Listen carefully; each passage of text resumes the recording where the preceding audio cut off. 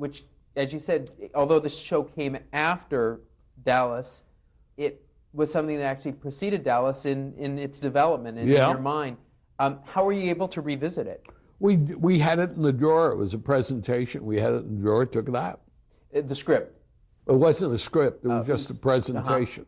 And how were you able to sell that to CBS at that point? At that time, because we had already sold Dallas, and Dallas was starting, then they said, well, what else do you have? And we brought it back to them and reminded them that they had turned it down.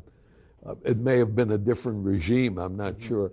But we said, let's go and do it. And we started to cast it. We cast, I remember casting that thing with David, and David stayed with it. And so it wasn't really a spin-off of the show because it Well, there was one brother we used, and then we got rid of that. But what we decided to do was that in Dallas, there were 3 brothers, and one was away. And so we made him part of the Ewing family in Knots Landing. And then we sort of ran away from that after a couple of years. Did the network want to see some actors from Dallas on the show to sort of get it launched? No, we couldn't get them to do it. It worked pretty difficult. We did it a couple of times of him going back to Dallas rather than them going into Knots Landing, because that made more sense to us. That worked okay, but it wasn't anything. By that time, Knots was pretty much on its own feet, and we were dealing with all kinds of stories. And it was produced also by Lorimar? Lorimar, totally Lorimar. And your involvement with the show, was that similar at the beginning? To Dallas, got it launched? That's right. Going over the arcs. And how did it do initially? Very good. Success? Yeah. In many My thing is, all right, now, Knots Landing in Dallas. All right, now, those were the lovely 80s. 90s. Wasn't it the 80s? No, those were 80s. Yeah, definitely the 80s. Now, what was the difference between Dallas and Knots Landing as far as He wasn't on Knots Landing. Oh, I'm sorry. I wasn't on those. He got offered the part to play Gary I'm so Ewing. sorry. You know what? I totally read it wrong. Right. But you were on Dallas, correct? No, I know. I was offered to, because it was Lorimar. Oh, I see. A fellow named Merv Andelson and then Lee Rich, and said that to come on and play Larry Hagman's brother. Oh, right. You know. Yes. And then we'll spin it off. We're going to spin it off. All right. I was doing a play. Oh, you got to be kidding me, man! In New York, really? Yeah. You. Now look, I've been in musical theater my whole life. I've done 8 Broadway shows. I've been around for a while, and I recently was on House of Cards and some other shows. But the thing is that when you get offered a TV role, you give your 2-week notice, man. Well, he did all right. He did better for himself because he got Falcon Crest. I couldn't leave the show or the people I was working with. Sure. Yeah, I think I one time that. I was working with Joanne Woodward and a lovely actress named Shirley Knight. Oh, yeah. I liked her a lot. And we were doing the Children's Hour. I can't remember, but I love anyway. that play. I love that movie, the second one. Yeah. Okay, I got to go back to Dark. I read that you actually were offered the role of Gary Ewing on Knots Landing and you turned it down. Is that true? Well, what happened was, and I can't recall, what happened was I was doing a play, The Children's Hour, with Joanne Woodward and Shirley Knight. We were at the Berkshire Theater Festival in the Berkshires up there. And they had been very Lorimar. It was the same company. I had done an episode, as I mentioned, on the Walton, and I was back there, and what I was told was at that time there was a role to come up, and they were going to start it on the show Dallas, and then he was going to be playing. So you'll have to tell me whether this is right or not, if you're knowledgeable about all this. He was going to be one of JR's brothers. Mm-hmm. and then they were going to spin that off into another show. That's correct. Is that correct? That is I correct. had no idea what the show was. But so somebody assumed that it was Knots Landing, I guess. But I was doing the play. I didn't even think about it, because I was already doing the play. And to be fair, this was a couple years before Dallas really became the nationwide phenomenon that it was. Right. Yeah. And as it turned out, obviously, with the fellow who ended up playing, they got a terrific guy to play that role, Ted Shackleton. You bet. And but I didn't know anything about Knots Landing. I didn't know whether, they'd even had the show. But I do remember that came my way. But they had enough patience with me that not long after that, then Flamingo Road then came my way. And, of course, out of that came Falcon Crest. Right. And it all worked out for the best because it all worked out for the best. It's probably safe to say that your best remembered for your role is charming, somewhat dastardly rogue Richard Channing on Falcon Crest. I guess so. I tend to look at it as just another, it was another job in this whole, But that series had legs. Talk about being a member of that cast and realizing that you had all hit on something very special. Well, I knew it was sort of going to be fun because Jane was strong and fun, and Susan Sullivan, Hannah Alicia, Robert Foxworth. It goes back to Dark Shadows. There was a parking lot right next door to our studio on West 53rd. So close to my pad. You're always in my turf, yeah. Yeah, between 10th and 11th, I think. And or 9th and 10th. Yeah, maybe. Anyway, that's where our studio was. And the parking lot guy told me one day that his bosses or whatever, they had just bought, they just had a new show they were going to do. And it was called The Waltons. He knew about this, because of who he worked for in New York City. And so, lo and behold, a year or so later, I'm out in L.A., my first trip. Really? To L.A. Well, maybe it wasn't my first trip. No. That was the first thing you did on TV after DS, Dark Shadows? After Dark Shadows, I can't remember what was the first thing. I can't remember all of those things. I did Sandbox pretty quick. But anyway, I get a call, and I go over, and it's Earl to meet Earl Hamner.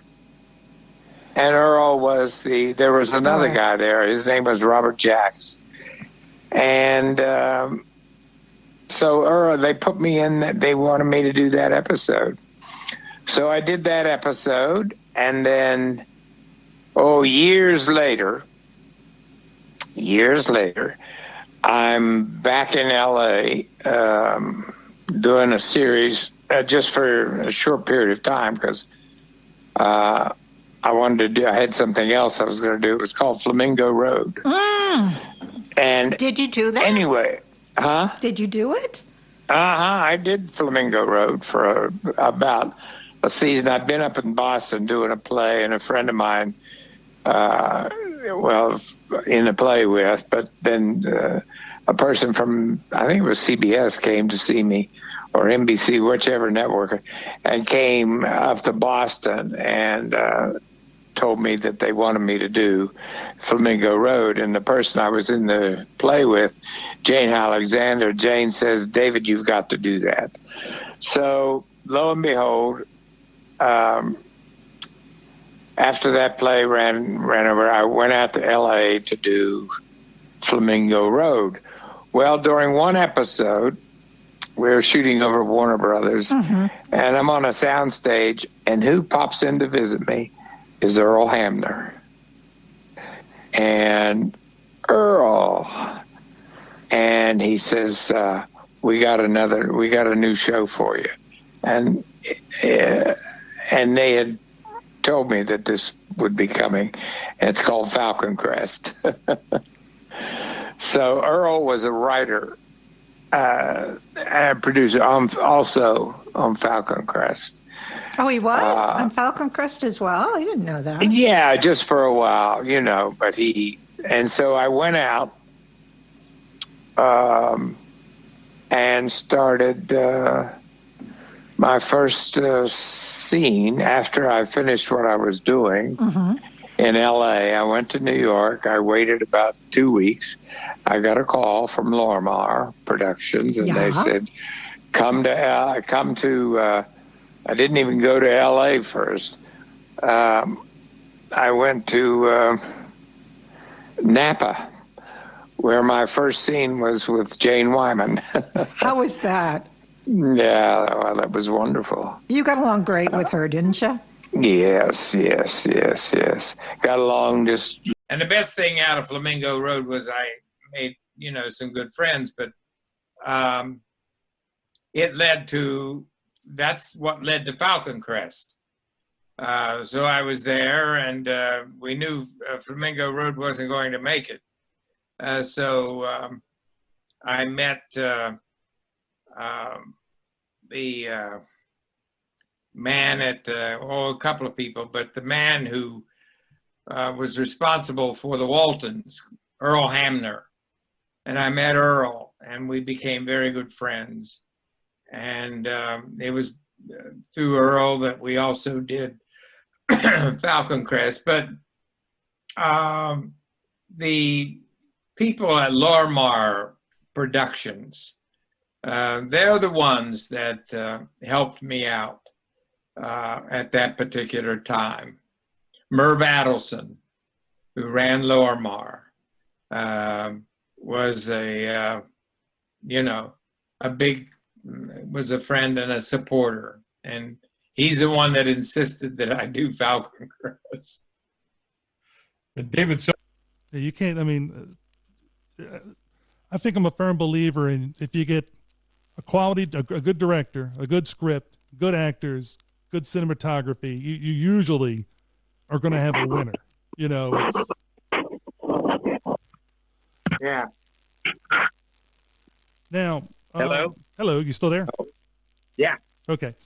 That was shortly after this, but eventually, in 1982, you moved to your other big TV series, Falcon Crest, playing Richard Channing, which I think you missed the first season, but you were in all the rest of the seasons. I think every single episode for those 8 seasons. Yeah. The 8 or 9 seasons I did. Well, what happened back then, I wasn't available. Well, they were going to do that show, Lorimar Productions, Lorimar, under Merv Andelson and a fellow named Lee Rich. But basically, Merv was the man there, and Lee. But Merv, we had a nice relationship, and they had asked me to do a few things, and I'd been unable to because of conflicts with with the schedule, with the work I was doing. So they needed help with a show called Flamingo Road, and I was in Boston doing a play. And we were going to move the play down to Stratford for a while, where it had started. This is with a wonderful actress, Jane Alexander, and her husband was the director of it, Ed Sheeran. And anyway, Jane said I got a visit from somebody, and after a show we were at the Huntington Hartford up in Boston, and Jane said, "Why don't you do it? Do it." And I'll tell Ed. Her husband was the director of the show. So when we got back down to the theater down in Connecticut, I decided, yes, I'll go to California. So that's pretty much right away I did. I went to, we went off to start that project. And that was Flamingo Road. And then out of Flamingo Road, which wasn't going to last, but there's some good friends there, including Mark Harmon I think Stella Stevens, Barbara Rush. I just so many. Anyway, we did. I got a visit one day from a couple of writers and my dear friend Earl Hamner. And years before, I'd done an episode of The Walton. And Earl came to see me on the soundstage at Warner Brothers. And so a couple of writers came over on the day I was leaving. We were shutting down Flamingo Road. I was going back to New York. And a couple of writers, Henry Stern, Stephen Black, came over and said, David, we're going to see you real soon. So I got back to New York. I wasn't there a week when I got a call from Earl. And Earl said, hey, why don't you read this book? It was about a tycoon. What's the famous tycoon's name? Onassis? No, this guy lived up in, he has a famous house up here in California. He built this mansion. Anyway, it was that. And then I read Ted Turner's father, about Ted Turner. And I read all of that. And this was the character of Richard Channing. And Earl said, just read about these hard, these business people. So I did. The first scene, when I came to California, I flew right to Napa. Mm-hmm. And my first scene was with Jane Wyman.